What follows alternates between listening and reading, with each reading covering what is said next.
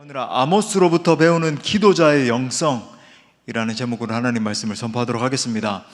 자, 지난 시간에 제가 아모스에 대해서 잠시 말씀을 드렸지만 잠깐만 다시 한번 요약을 하자면, 아모스는 어떤 선지자인가? 그가 예언한 시대적 배경에 대해서 아모스서 1장 1절에서 이렇게 말한다라고 말씀드렸죠. 자, 보니까 유다왕 우시아의 시대, 곧 이스라엘 왕 요아스의 아들 여로보암의 시대, 지진전 2년에 드고와 목자 중 아모스가 이스라엘에 대하여 이상으로 받은 말씀이라.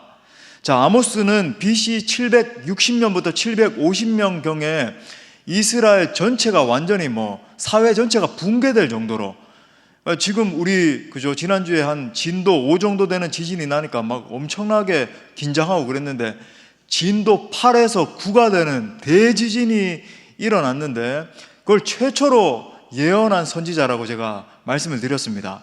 또한 그는 아수르에 의해서 북이스라엘이 패망하게 될 것에 대해서 예언한 선지자라고 제가 말씀드렸죠.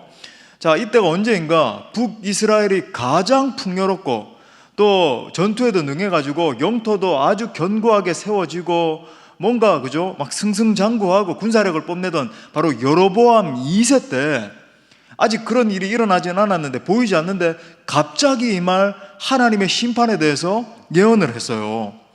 보십시오. 국가적인 풍요로움이 지속되는 가운데, 자, 나라 한쪽에서는 탐관오리들이 향락을 즐기고 사치를 즐기고 막 허랑방탕하게 지내고 있었습니다.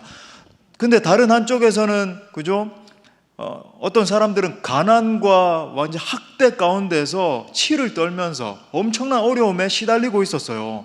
바로 그러한 상황에 대해서 아모스가 일어나서 하나님의 정의와 심판에 대해서 메시지를 선포한 것이 바로 이 아모스서 아니겠습니까?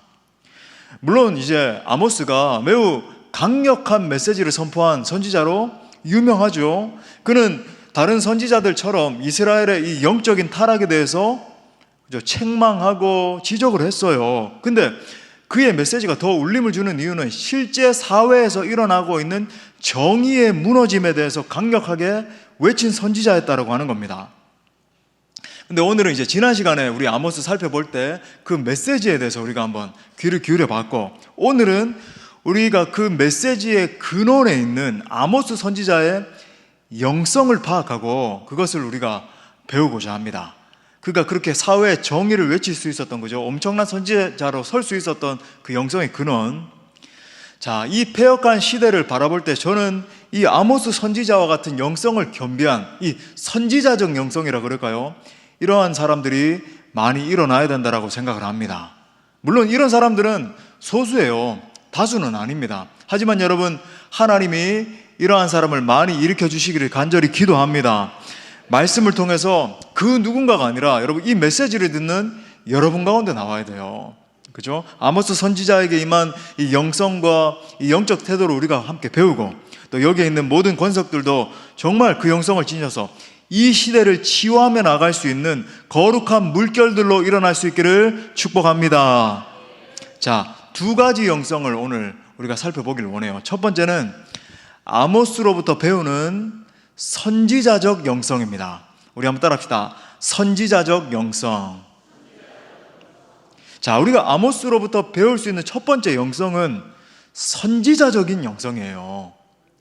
자, 지난 시간에 이야기를 했지만 그는 북이스라엘에서 활동을 했지만 북이스라엘 출신이 아니라 남유다 출신이죠. 예루살렘에서 남쪽으로 약 12마일 정도 떨어진 곳에 위치한 드고아라고 하는 곳에 그가 살고 있었습니다. 그러니까 남유다의 한복판에 있는 그런 장소였거든요. 그런데 갑자기 거기서 잘 살고 잘 먹고 그렇게 있던 아모스를 하나님이 임재하셔서 불러내셔서 너는 이 땅에 머무르지 말고 저 멀리 북이스라엘에 가서 예언을 해라, 이렇게 말씀을 하신 거예요.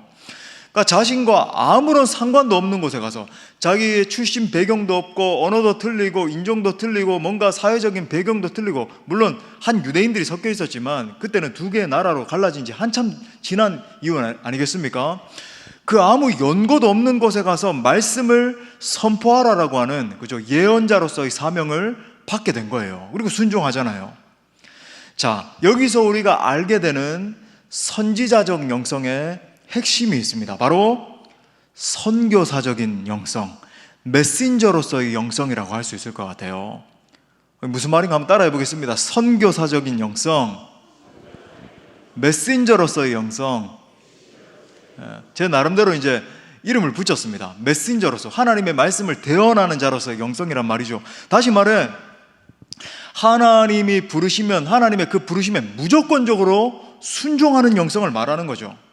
나의 환경을 따지고 내 배경을 고려하고 내가 가지고 있는 자원, 내 경험에 의존하는 삶이 아니라 하나님의 부르심에 붙들림 받은 삶을 말하는 겁니다. 하나님, 내가 지금까지 쌓아왔던 경력은 이것이고 내가 가지고 있는 자원은 이것이고 내 배경은 이것이고 이걸 따지고 있는 게 아니라 하나님이 부르시면 그 부르심이 중심이 돼서 무조건적으로 탄력 있게 반응해버리는 그런 삶을 말하는 거예요. 자, 보십시오. 하나님께서 부르셨을 때 아모스는 분명히 자기 자신과 직접적으로 관련 있는 사람들이 아님에도 불구하고 오직 하나님 때문에, 날 부르신 분이 누구신가? 하나님이시기 때문에, 그리고 그 영혼들을 사랑하면서 섬기기 위해서 간 거예요. 가족도 아닙니다. 같은 민족도 아니에요. 언어와 문화도 다른 곳으로 가서 그저 묵묵하게 섬기는 거죠. 이런 생각을 하면서 저는 이러한 영성에 대해서 선지자적인 영성은 어떤 의미에서 선교사적인 영성이다.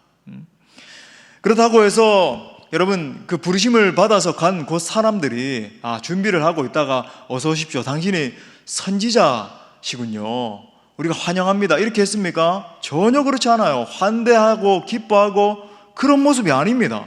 오히려 거부하고 핍박하고 대적하죠. 심지어 그가 전하는 메시지를 무시하기도 하고 때리기도 하고 죽이려고까지 하는 거예요. 그럼에도 불구하고 하나님이 부르셨기 때문에 섬기는 거예요. 하나님께서 보내셨기 때문에 그곳에 그저 버티고 서서 어떤 상황이 막 닥쳐온다 할지라도, 그죠? 날 심지어 막 죽이려고까지 한다 할지라도 거기서 버티고 서서 그 사람들을 미워하면서 섬기는 게 아니라 사랑하면서 그 사람들의 마음을 깊이 이해하면서 그들을 끌어안으면서 섬기는 거죠. 여러분, 이것이 바로 선교사의 영성, 이 메신저로서, 그죠? 선지자의 영성의 핵심이에요.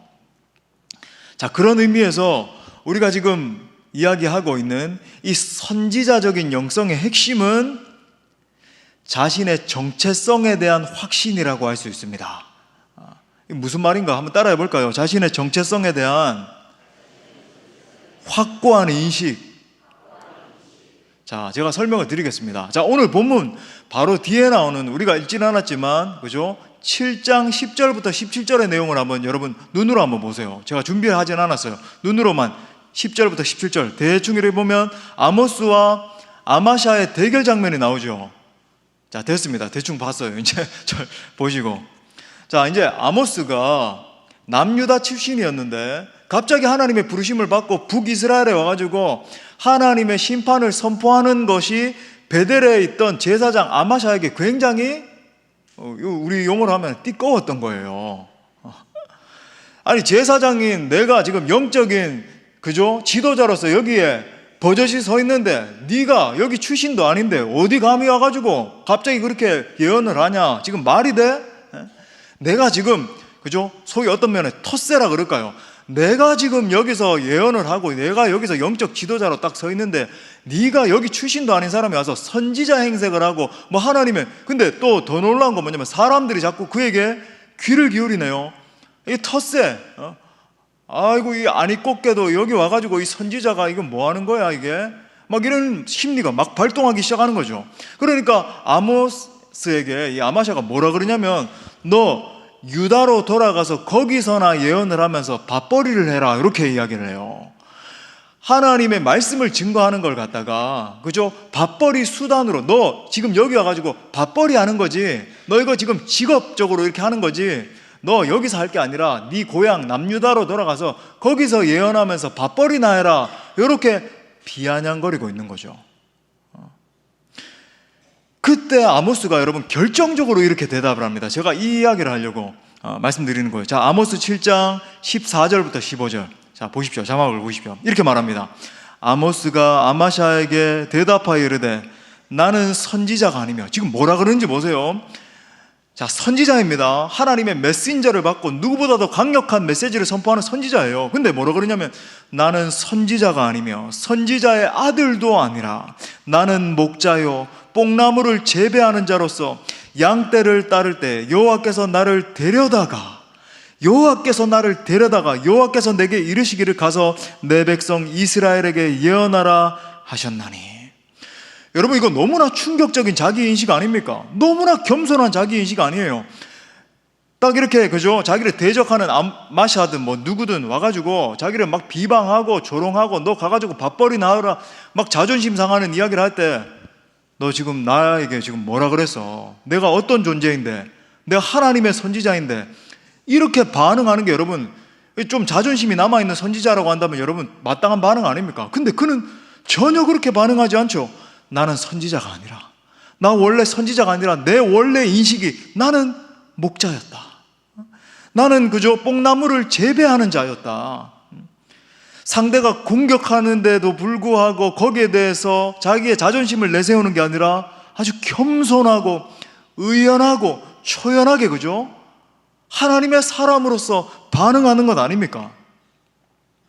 실제 아모스의 고향인 드고아는 약간 이제 고지대에 위치를 하고 있었습니다. 여러분 한번 그려보세요. 예루살렘에서부터 이제 쭉 내려와서 한 12마일 정도 떨어진.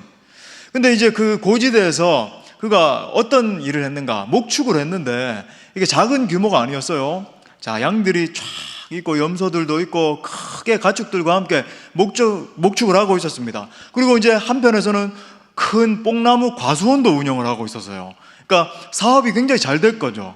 그러니까 이 사람은 아마 큰 땅을 가지고 있었고 거기에서 목축업도 하고 많은 짐승들도 기르고 이렇게 하고 있었던 걸로 봐서 그 지역에 유지와 같은 사람이었다라고 볼 수 있어요. 평화로웠습니다. 안정됐어요. 그 누구도 그의 삶에 대해서 나는 이대로 그냥 살면 내 노후가 편안하고 뭐 누가 나에게 비방할 사람도 없고 나는 이 지역에서 그리고 내 후손들도 편안하게 잘 지낼 수 있는 기반이 다 돼 있고 이런 상태였다라고도 볼 수 있습니다. 그런데 갑자기 어느 날 하나님께서 그에게 임하시사 그를 예언자로 불러내신 거예요. 내 말씀이 내게 임했다는 거죠. 그 부르심 앞에 아모스는 그죠? 하나님, 내가 지금 가지고 있는 재산이 얼만데요? 하나님, 내가 지금 여태껏 일궈놓은 이 사업을 한번 보시죠. 이 대단한 사업 한마디도 하지 않고 하나님이 날 부르셨으니까 하나님, 내가 원래 이렇게 목자임에도 불구하고 이 모든 것들을 다 버리고 하나님의 말씀을 전하는 자로 서겠습니다. 이 결정을 한 거죠. 내 삶의 안정적인 자리, 그죠? 모든 사람들이 그 지역에 있는 주변 사람들이 다 알아주던 자리, 그런 모든 삶을 뒤로하고 하나님 날 부르시면 내가 이 재산 아무것도 필요 없어요. 하나님의 이 부르심에 순종해서 내가 하나님이 말씀하시는 곳까지 가서 예언하겠습니다. 그렇게 이야기한 거예요. 소위 하나님의 부르심 앞에 자신의 삶에 앞도 뒤도 되돌아보지 않고 무조건 순종해서 나아가버린 거죠. 여러분, 이러한 모습이 바로 이 선지자적인 영성의 핵심인데 우리의 질문은 이거예요. 더 깊이 들어가서 과연 어떻게 이러한 순종, 이런 선지자적인 영성적으로 이렇게 반응하는 것이 가능했냐는 거예요. 우리가 그런 의문이 들잖아요. 과연 무엇이 어떻게? 한마디로 이러한 태도는 자신의 정체성에 대한 확고한 인식, 그러니까 부르신 분에 대한 확실한 인식으로부터 비롯되는 것입니다. 이걸 갖다가 한마디로 말하면 소명의식이라고 할 수 있죠. 우리 한번 또 따라해 보겠습니다. 소명의식. 제가 우리 청년들에게는 말한 적이 있는데 계시적인 소명이라고 할 수 있어요. 자기 암시적인 소명이 있죠. 내가 어릴 때부터 나는 의사가 되고 싶고, 나는 무슨 판사가 되고 싶고, 나는 이렇게 되고 싶고, 일확천금을 벌고 싶고, 이건 자기 암시적인 소명의 대표적인 예죠. 근데 여러분, 이 계시적인 소명이라고 하는 것은 자신의 야망이나 자신의 유익으로부터 발출해가지고 내가 안정감을 누려버리라, 이런 사상이 아니에요. 오직 하나님으로부터 임하는 것이 여러분 이 계시적인 소명인 겁니다. 그러니까 이 계시적인 소명이라고 하는 것은 하나님의 영에 깊이 감동된 사람에게 발견할 수 있는 특징이에요. 그러니까 나로부터 비롯된 것이 아니라 오직 하늘의 하나님으로부터 부어지는 것. 여러분, 이것이 하나님의 진리 앞에 거룩한 직면을 경험한 사람이 떨면서 하나님 날 부르셨습니까? 하나님 나에게 이런 소명을 주셨다라고 한다면 내가 기쁨으로 하나님 앞에 반응하겠습니다. 바로 이러한 반응으로부터 발현되는 거죠. 자, 그렇다면 또 이런 질문이 야기되겠죠. 어떻게 하면 이러한 계시적인 소명, 하나님으로부터 임하는 소명을 알 수 있습니까? 한마디로 한 존재가 예수 그리스도의 인격과 맞닥뜨리면서 생기는 것이 여러분 이 계시적인 소명이에요. 진짜 소명이에요. 진짜 소명. 내 적성이 뭐지? 내 흥미거리가 뭐지? 내 나중에 내가 안정적으로 살고 사람들 앞에 내 동기동창들 모이면은 떵떵거리고 그죠? 나를 과시하고 이러한 것으로부터 출발된 게 아니라 여러분 그건 하나님과 전혀 상관없는 거예요. 예수 믿는다라고 하면서도 아직까지 거기에 붙들린 바 되어 있다라고 한다면 그건 문제가 있는 거예요. 그것이 아니라 어떻게 하면 하나님으로부터 임하는 이 계시적인 소명에 붙들린 바 될 수 있는가? 가장 근원은 예수님을 만나야 됩니다. 예수님을 만나 날 구속하시기 위해서 물과 피를 쏟으신 저 십자가 사랑에 천유라는 거죠. 왜냐하면 예수님께서 우리의 소명의 근원이시기 때문에 그래요. 종종 말씀드렸지만 예수님의 심령에는 제가 누가복음 강의하면서도 말씀드렸잖아요. 이 소명의식으로 가득 차 있었다. 마태복음 9장 36절에 보니까 무리를 보시고 불쌍히 여기시니 이는 그들이 목자 없는 양과 같이 고생하며 기진함이라. 여기서 불쌍히 여기다에 해당하는 단어가 에스프랑크니스데, 그죠? 막 간담이 이 심령에서부터 막 창자에게까지 완전히 다 녹아내리는 심령. 완전히 예수님께서 저 목자를 잃어버린 저 양들과 같은 사람들을 바라볼 때 막 창자가 뒤흔들리기까지, 창자가 꼬이기까지 괴로움을 겪으신 거예요. 아파하는 영혼들을 바라보시면서 그 마음이죠. 여러분, 이 마음이 바로 예수님의 소명의 근원이었습니다. 예수님은 이 마음으로 병든 자들을 끌어안고 치유하시고 이 마음으로 그저 죄인들에게 다가가셔서 복음을 선포하셨고 이 마음으로 그 엉뚱한 제자들, 늘 사고치는 제자들, 늘 배신하는 제자들을 끝까지 포기하지 않고 양육하셨고 이 마음으로 결국 십자가를 지신 거예요. 그런 의미에서 이 진정한 소명이라고 하는 것은 자기 자신으로부터 비롯되는 것이 아닙니다. 여러분, 진정한 소명은 언제나 하나님을 향한 인식과 날 구속하신 그 하나님, 그죠? 날 구속하신 예수께 내 생명 모두 드리니, 그죠? 날 구속하신 그 주님을 향한 인식과 무너진 저 세상을 향한 그 인식 사이에서 임하는 게 계시적인 소명이에요. 그죠? 날 구속하신 예수님을 바라보고 저 무너져 있고 깨어져 있고 아파하고 있는 세상의 그 무엇, 그 수많은 영역들이 있지만 그 수많은 영역 가운데 내게만 어떤 아픔으로 다가오는 그 하나가 있는 겁니다. 그러면서 그걸 바라보면서 주님께서 날 위해서 왜 물과 피를 쏟아주셨는가? 왜 나같이 못난 죄인을 구속하셔서 여기까지 인도해 주셨는가? 왜 나의 인생 가운데 이러한 것들을 경험하게 하셨는가? 생각을 해보다가 나로 하여금 저 영역을 치유하라고. 힘들어요. 그러니까 이런 거예요. 세상 사람들은 어떤 직업을 선택할 때 요즘 젊은이들 그런다 그러잖아요. 이거 힘들어? 그러면 이것도 안 돼. 저거 힘들어? 저것도 안 돼. 이게 아니라 힘들어도 아파도 그죠? 마음이 상한다 할지라도 내 가슴이 다 갈기갈기 찢어져서 도저히 내가 견딜 수가 없을 것 같은 심정이 든다 할지라도 하나님의 아픔이 거기 있다는 걸 알기 때문에, 그리고 다른 사람들의 눈에는 들어오지 않는데 내게만 유독 그 아픔이 자꾸 보여지고 들어오기 때문에 내가 기꺼이 그 영역으로 뛰어 들어가는 거죠. 소명에 붙들림 받은 사도 바울의 증언을 보면 이 십자가의 능력은 예수 믿는 우리의 인생 목적을 완전히 뒤바꿔 놓는다라고 하는 사실을 우리가 확인할 수 있습니다. 고린도후서 5장 15절 말씀 우리 다 같이 한번 읽어볼까요? 시작. 그가 모든 사람을 대신하여 죽으심은 그들 자신을 위하여 살지 않고 오직 그들을 대신하여 죽었다가 다시 살아나신 이를 위하여 살게 하려 하심이라. 자, 오직부터 다시 한번 읽어봐요. 시작. 오직 그들을 대신하여 죽었다가 다시 살아나신 이를 위하여 살게 하려 함이라. 이것이 바로 선지자적인 영성, 메신저로서의 영성의 핵심입니다. 이제는 나를 만나주신 그 하나님을 바라보고 세상에 무너진 영역을 바라보니까 도저히 나 자신을 위해서만 살 수가 없는 거죠. 그러니까 살지 못한다, 아니면 앞에 선 설교자가 그렇게 이야기하니까 그건 잘못됐다라고 이야기하니까 살면 안 되겠네, 이게 아니에요. 날 구속하신 예수님과 저 세상에 무너진 영역을 바라볼 때 도저히 이제는 내 자신을 위해서 살 수가 없는 겁니다. 날 구속하신 예수 그리스도를 위해서 내 생명을 어떻게 드릴까 결정해버리는 거죠. 그것이 여러분 선지자적인 영성의 핵심인 거예요. 그러므로 사랑하는 형제 자매 여러분, 여러분 모두에게도 이러한 소명의식이 부어져서 남은 생에, 그죠? 여러분을 부르신 분을 위해서 살 수 있기를 축복합니다. 여러분 기도하셔야 돼요. 오늘 밤에도 나를 부르신 주님, 나의 남은 생애를 다해서 내가 무엇을 위해서 살기를 원하십니까? 나를 창조하시고 나를 불러주시고 나를 여기까지 인도하신 목적이 무엇입니까? 주님이 말씀하시면 어떠한 명령이라도 순종하겠습니다. 부디 하늘의 하나님께서 여러분 모두에게 부르심의 목적을 확인시켜 주시기를 바랍니다. 그래서 남은 생에 내 자신만을 위해서 사는 것이 아니라 오직 하나님 나라 확장을 위해서 아름답게 쓰임받을 수 있기를 축복합니다. 자, 두 번째는 아모스로부터 배우는 중보 기도자의 영성이에요. 또 따라해 보겠습니다. 아모스로부터 배우는 중보 기도자의 영성.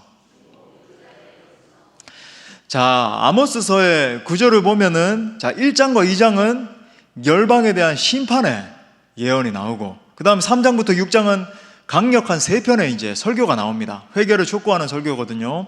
그리고 나서 이제 오늘 읽었던 7장과 8장에는 4개의 환상이 보여지게 되고, 우리는 이제 2개의 환상만 읽었죠. 그 다음에 보면 다림줄이 나오고, 그 다음에 보면 또 2개의 환상이 나오고, 자, 이제 나머지 설교 부분이 8장 후반부부터 이제 9장까지 나오는 겁니다. 자, 이 중에서 아주 중요한 것이 뭐냐면 우리가 읽은 이 4가지 환상이에요. 오늘은 2가지만 읽었지만, 자, 여기서 우리는 선지자임과 동시에 중보 기도자로서의 정체성을 지닌 아모스의 영성을 확인할 수 있습니다.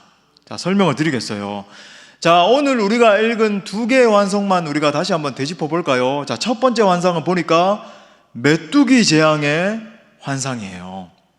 메뚜기 재앙. 자, 1절 보니까 주 여호와께서 내게 보이신 것이 이러하니라. 왕이 풀을 벤 후 풀이 다시 움돋기 시작할 때에 주께서 메뚜기를 지으셨다.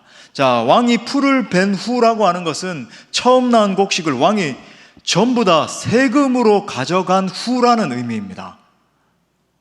무슨 말인가? 당시에는 농사를 지어서 처음 나온 아주 좋은 곡식들은 왕국에서 전부 다 세금으로 다 가져가 버렸어요. 그 후에 그 자리에 새로운 우음이 트면은 그때부터는 이제 그 남은 것들이 백성들의 먹을거리가 된 겁니다. 여러분, 이 부분에서도 얼마나 당시에 사회의 정의가 무너져 있는지 우리가 알 수 있죠. 이 부분을 보면서 현대 사회도 우리가 그릴 수 있고, 좋은 것은 왕과 그의 신하들이 먼저 착복해 버리고, 백성들은 좋은 것을 취한 후에 그저 남은 부스러기를 가지고 연명을 했으니까 얼마나 불공평했으며, 얼마나 그저 사회 정의가 땅에 떨어져서 저 가난한 백성들은 신음하고 아파하면서 그렇게 살았겠어요. 자, 그런데 이 예언의 핵심은 다시 움돋기 시작하려고 하는 바로 그때 메뚜기가 등장하는 겁니다. 자, 성경에서 메뚜기가 나오면 유재석 씨를 생각하면 안 되고, 지금 두 분이 깊은 임재 가운데 들어가려고 그래서 제가 갑자기 머릿속에 유재석 씨가 생각이 났네. 자, 눈을 크게 뜨시고, 자, 메뚜기가 나오면 되게 엄청난 재앙을 뜻하는 거예요.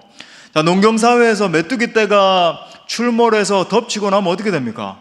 이거 뭐 농사하면 다 망치는 거죠. 웽 하면서 이렇게 지나가면은, 그죠? 뭐 쌀이 한 톨도 남아있지 않고 뭐 이런 상황이 되는 거죠. 즉, 하나님께서 아모스에게 다시 우음이 돋기 시작할 때에 메뚜기 떼가 와가지고 다 먹어 치우는 심판의 환상을 지금 열어서 보여주신 거죠. 자, 그런데 여기서 우리가 아모스가 선지자로서의 이 정체성을 넘어서 중보 기도자로서 행동하는 것을 볼 수 있어요. 선지자의 본분은 하나님의 음성을 듣고 그 음성을 오롯이 가감없이 백성들에게 전달하는 것입니다. 그죠? 선지자가 하나님 앞에 가가지고 자기의 의견을 필요한다. 하나님의 메시지가 들려왔는데 뺄 건 빼고 넣을 건 넣고 내 마음대로, 아니면 하나님 이건 어떻게 이런 겁니까? 하나님 어떻게 저렇게 말씀하실 수 있습니까? 이렇게 따진다. 있을 수가 없는 일이었어요. 사실 구약 성경에 보면 하나님 앞에 이런 식으로 선지자가 따진다, 자기 의견을 필요한다, 죽음을 의미했습니다. 더 이상 선지자로서의 생명도 끝이고 실제 죽었어요.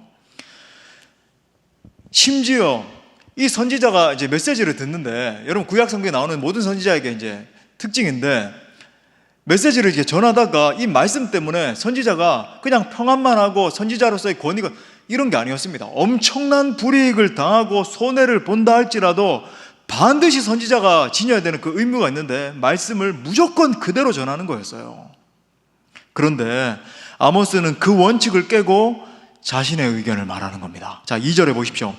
메뚜기가 땅의 풀을 다 먹은지라 내가 이르되, 이렇게 기도하는 거예요. 주 여호와여 청하건대 사하소서, 야곱이 미약하오니 어떻게 서리이까 하매.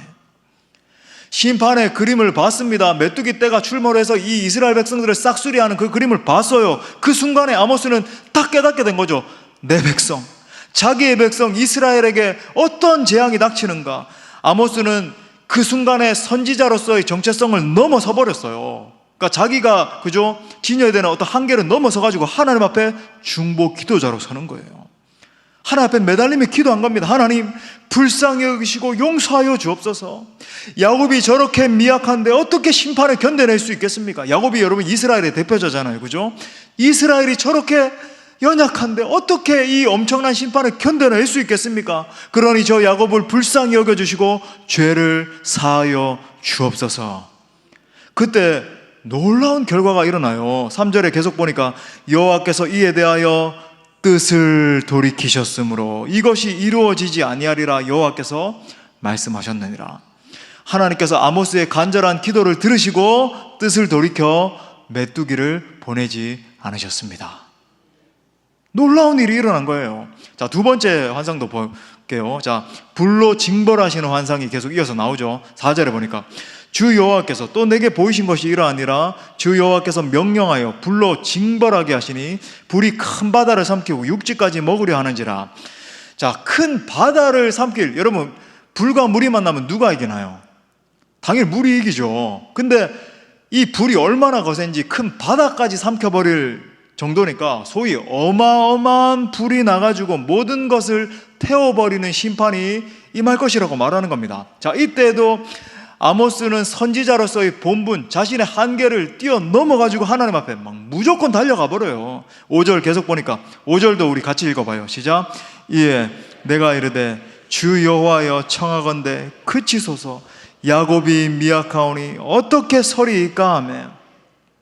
하나님이 말씀하신 그 메시지를 그대로 선포해야 되는 의무가 있는 이 메신저가, 예언자가 하나님의 보여주신 이 환상에 대해서 이의를 제기하면서 멈추어 주십시오.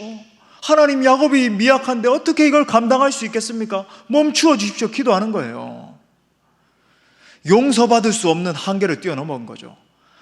어쩌면 이거 나 이제 선지자로서의 사명 다 했으니까 더 이상 나 살지 않아도 괜찮으니까 이 백성만은 살려주옵소서. 모세의 중보기도가 떠오르는 건 아니에요. 그렇죠? 근데 놀라운 일이 또 벌어집니다. 6절에 보니까 주 여호와께서 이에 대하여 어떻게 돼요? 뜻을 돌이켜. 기적이 일어난, 주 여호와께서 이르시되 이것도 이루지 아니하리라 하시니라. 하나님이 다시 뜻을 돌이키시는 겁니다. 이것이 무슨 뜻일까요? 이것은 하나님께서 이렇게 간절히 중보기도하는 아모스를 오히려 기뻐하셨다는 뜻이에요. 즉 대부분의 당시의 선지자들이 심판의 메시지를 듣든 뭘 전달을 하든 무슨 넘이야기 하는 것처럼 그저 그 메시지 듣고 아무런 아픔도 지니지 않은 채 이렇게 될 것이다, 저렇게 될 것이다, 이렇게 반응한 것에 반면에 심판이 코앞에 닥친 이 이스라엘 백성들의 처지를 바라보면서 가슴을 치면서 누구보다도 아파하면서 하나님 이 이스라엘을 불쌍히 여겨 주시옵소서 중보기도하는 아모스를 하나님이 기뻐하셨다는 거예요. 오늘 우리가 배워야 되는 부분이 바로 이 부분입니다. 우리가 진정으로 하나님의 마음을 알고 기도하는 사람이라고 한다면 기도 가운데 반드시 이러한 중보기도가 터져 나와야 되는 거예요. 내 자신의 어떠한 문제를 하나님 해결해 주십시오. 나 요 산 하나 넘게 해 주십시오. 이런 기도에만 머무는 게 아니라, 여러분, 그런 기도도 필요합니다. 제가 종종 말씀드리지만, 하지만 그걸 뛰어넘는 거죠. 하나님의 진노를 피할 수 없는 이 타락하고 부패한 영혼들이라 할지라도 불쌍히 여기는 마음으로, 긍휼히 여기는 마음으로 붙들고 기도하는 사람이 여러분 진짜 기도하는 사람인 거예요. 한국교회가 오래전부터 온갖 탐욕과 교만과 세속주의에 물들어서 정말 추하게 붕괴하고 있습니다. 최근에 들려오는 여러 소식들을 접하면서도 너무나 참 가슴이 아파요. 뭐 여기서 다 언급할 수 없지만 참 끔찍한 일들이 벌어지고, 전국적으로 볼 때 점차 무너지고 있는 다음 세대 아이들을 생각할 때 뼈가 아픕니다. 우리가 80년대에서 한 2000년대 초반까지만 해도 각 교회 주일 학교들마다 아이들이 바글바글했잖아요. 그 아이들이 성장해서 한국교회의 기둥과 같은 일꾼들이 되었습니다. 동시에 바로 그 세대가 빛이 되지 못한 부분들이 많이 있었어요. 그래서 현재 젊은이들이 교회에 대해서 분노하면서 등을 돌리고 있는 것입니다. 30, 40 세대들이 한국 교회를 등을 쥐고 있으니까 자연스럽게 어린아이들이 교회들마다 급감하는 거죠. 더군다나 저출산으로 인한 사회 붕괴 현상까지 맞물리게 되면서 이제 한국 교회 내일이 암담한 상황이 된 거예요. 사회는 어떻습니까? 한국 사회에서 소망을 잃어버리고 지금 아무것도 하지 않고 있는 청년들이 75만 명이 넘습니다. 또 결혼을 거부하거나 아이를 낳지 않고 내 한 번밖에 없는 인생, 나의 행복만을 위해서 살아가자라고 생각하는 젊은이들도 굉장히 많아요. 제가 그러한 젊은이들을 지금 탓하는 게 아니라, 그것도 문제일 수도 있겠지만 거기에 대해서 지금 언급하는 게 아니라, 저성장 국면의 사회적인 상황과 여기에 적절한 대책을 세우지 못하고 있는 어떤 사회적인 구조, 그죠? 소셜 스트럭처, 이런 문제들이 큰 역할을 하고 있죠. 제가 지금 오늘 이 밤에 왜 이런 사회적인 이슈들을 언급을 하는가? 단순히 제가 시사 프로그램에서나 언급할 법한 그런 이야기를 하고 있는 것인가? 그렇지 않죠. 기독인들로서 우리가 이 사회적인 아픔들, 현재 한국교회의 병폐들, 지금 그죠? 다음 세대들이 붕괴되고 있는 것들, 과연 이 한국교회는 내일이 있는가? 그죠? 이런 모든 사항들을 끌어안아야 된다는 거예요. 특히나 제가 언급한 부분들은 이 대한민국과 한국교회의 장래와 연관된 부분들이기 때문입니다. 일단 우리가 대단한 부흥이라든지 국가의 번영 같은 거, 화려한 내일 이런 걸 말하지 않더라도 일단 존립이 돼야 될 거 아니에요. 여러분, 다 무너지게 생겼다니까요. 한국교회 전체적으로 볼 때 극소수의 교회만 지금 부흥하고 있고, 여러분 전체적으로 완전히 급감하고 있어요. 우리가 가슴을 찢으면서 품어야 되는 겁니다, 이 상황을. 그러므로 오늘 우리는 아모스로부터 중보 기도자가 품어야 되는 두 가지 마음을 마지막으로 나누고 정리하고 말씀 마무리하겠습니다. 첫 번째는 하나님 아버지의 마음이에요. 당연하죠. 우리 한번 따라합시다. 하나님 아버지의 마음이다. 오늘 아모스는 하나님의 심판의 메시지를 깨닫고 곧 심판당할 백성들을 향한 측은한 마음으로 하나님 앞에 엎드려서 기도하기 시작했어요. 근데 기도를 하다 보니까 심판의 목적이 아니라 그 백성들이 회개하고 돌아오기를 원하는 진짜 하나님의 본심을 깨닫게 된 것입니다. 이처럼 진정한 기도자라고 한다면 깊이 기도하는 가운데 하나님의 본심을 깊이 깨달아야 됩니다. 겉으로 그저 겉어떤 메시지가 아니라 진짜 마음을 알아야 된다는 거예요. 어떤 의미에서 여러분, 하나님의 본심을 깨달아 아는 것이 진짜 기도 응답의 순간이에요. 뭔가 하나 문제 해결되는 것 같고 내 삶에 뭔가 묶였던 것들이 풀어 헤쳐지, 그거보다 우리가 기도함으로 말미암아 정말 영적인 문이 열려지는 것, 하나님의 본심을 깨닫게 되는 것, 여러분 그게 진짜 기도 응답의 순간이죠. 하나님의 심장이 기도를 하다 보니까 내 마음 가운데 들어오게 되고 하나님의 진짜 마음이 내 신비에 새겨지는 것입니다. 그때부터 여러분 기도의 차원이 달라지기 시작하고 사람들을 품는 이 마음이 달라지기 시작하고 모든 것을 바라보는 관점이 달라지기 시작하는 거예요. 저는 우리 모든 지체들이 정말 하나님 아버지의 본심을 깨달아 그 마음으로 하나님 앞에 나아갈 수 있는 진정한 기도자들 다 되시기를 축복합니다. 자, 두 번째 마음은 영혼을 긍휼히 여기는 마음이에요. 우리 마지막으로 따라합시다. 영혼을 긍휼히 여기는 마음. 자, 아모스의 간구의 근본에는 아까도 말씀드렸지만 이스라엘 백성들을 향한 사랑이 들어있었잖아요.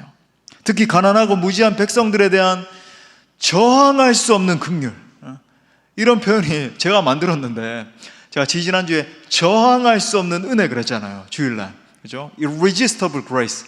근데 우리가 품어야 되는 마음에서는 Irresistible compassion, 저항할 수 없는 긍휼이라고 제가 표현을 하고 싶어요.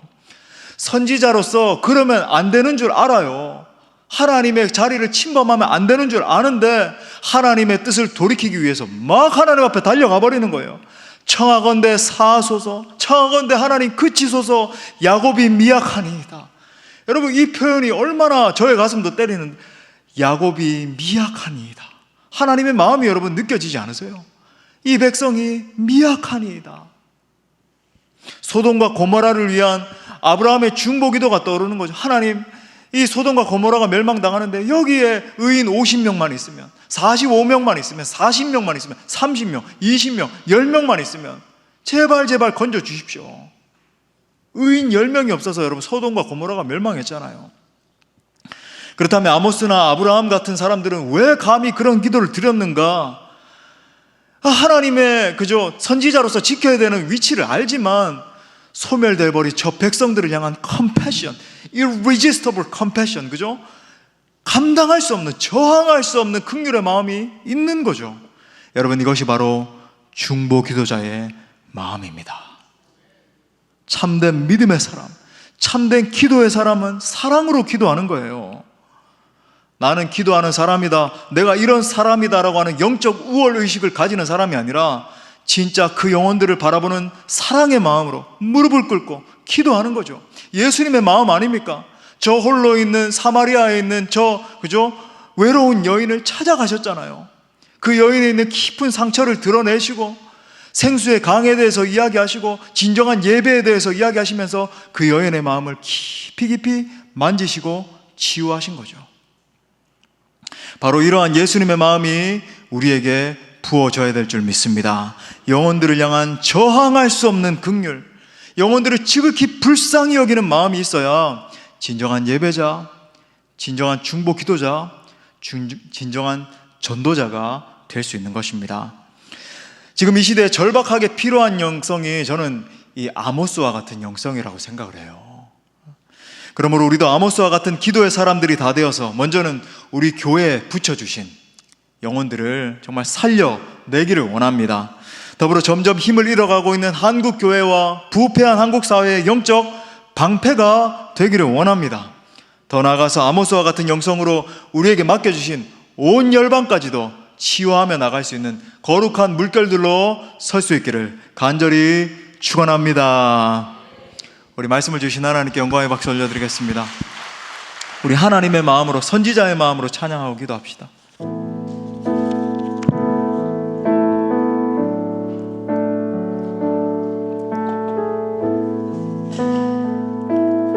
아버지의 마음으로 우리 고백합시다. 내 백성이 나를 떠나, 내 백성이 나를 떠나 돌아섰지만 내 사랑이 내 백성을 포기 못하니 내 모든 것 내어주고 나 그들을 얻으리라. 여호와께 돌아가자. 우린 돌아서도 그는 변치 않네. 여호와께 돌아가자.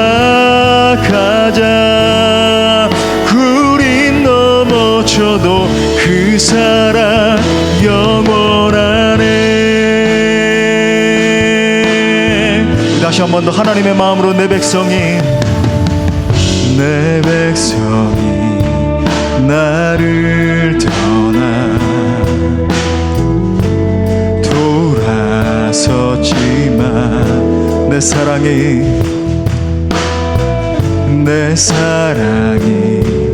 내 백성을 포기 못하니 내 모든 것 내어주고 하나님의 마음입니다. 내 모든 것 내어주고 나 그들을 얻으리라.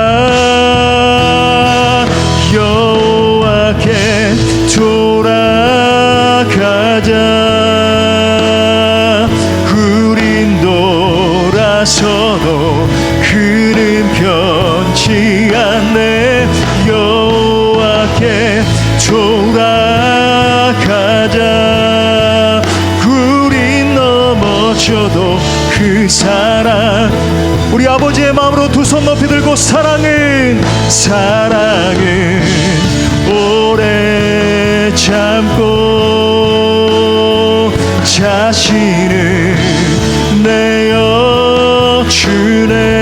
내어주네. 서로 사랑할 때 세상은 주보내. 사랑은 절대 지지. 여호와께 돌아가자. 여호와께 돌아가자. 우린 돌아서도 그는 변치 않네. 여호와께 돌아가자. 우린 넘어져도 한 번 더 여호와께 돌아가자. 여호와께 돌아가자. 우린 돌아서도 그는 변치 않네. 여호와께 돌아가자. 우린 넘어져도 그 사랑 영원하네. 이 시간 먼저 말씀 붙들고 기도할 때 아모스와 같은 선지자적 영성을 가진 사람으로 성장하게 해달라고 기도합시다. 특별히 하나님이 나를 부르셨다. 나같이 못난 죄인을 왜 구속하셨고 왜 날 위해서 피를 흘려주셨고 왜 부활하신 주님을 만나게 하셨는가. 그 소명의식을 가지고 남은 생애를 하나님의 목적을 위해서 살겠다고 우리 결단하며 기도하기를 원합니다. 하나님, 한 번밖에 없는 인생, 내 남은 삶을 다하여 하나님의 목적을 이루어드리게 하여 주옵소서. 나를 부르신 분 앞에 부끄러움 없이 서기를 원합니다. 목동이었던 아모스를 불러 말씀을 대언케 하신 하나님, 나를 부르신 목적을 발견하게 하여 주옵소서. 하나님, 나를 위해서 나를 써주시옵소서. 우리 주님 간절히 찾습니다. 주여.